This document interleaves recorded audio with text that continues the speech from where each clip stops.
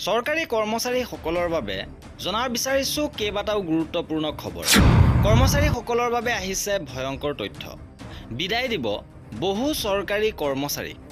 ইতিমধ্যে ৰাজ্য চৰকাৰে প্ৰথমখন কেবিনেটতে কেইবাটাও গুৰুত্বপূৰ্ণ সিদ্ধান্ত লৈছে। ইয়াৰে এটা গুৰুত্বপূৰ্ণ সিদ্ধান্ত হৈছে যে চৰকাৰী নিযুক্তিৰ বাবে বিশেষ টাস্ক ফ'ৰ্চ গঠন।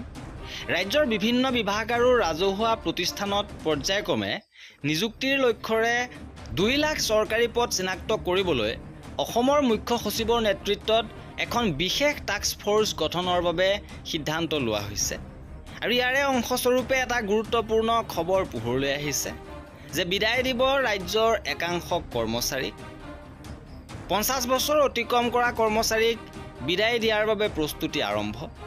নতুন নিযুক্তিৰ স্বাৰ্থত অসম চৰকাৰৰ গুৰুত্বপূৰ্ণ সিদ্ধান্ত। 50 ঊৰ্ধ্ব অদক্ষ কৰ্মচাৰীৰ তালিকা প্ৰস্তুতৰ নিৰ্দেশ বিভাগীয় মুৰব্বীক। অপ্ৰয়োজনীয় অদক্ষ চৰকাৰী চাকৰিয়ালক বিদায় দিব চৰকাৰে।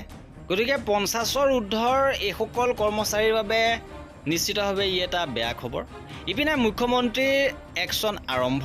চৰকাৰী কৰ্মচাৰীসকলক কঠোৰ নিৰ্দেশ দিয়া হৈছে যে 10:15 ভিতৰত কাৰ্যালয়ত উপস্থিত হ'ব লাগিব আৰু 5:15 আগে এৰিব নোৱাৰিব কাৰ্যালয়।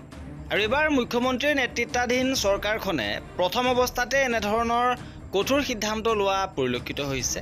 আৰু এয়া আছিল আমাৰ এই ভিডিঅ'টোত। পৰৱৰ্তী খবৰৰ বাবে আমাৰ চেনেলটো ছাবস্ক্ৰাইব কৰি ৰাখিব।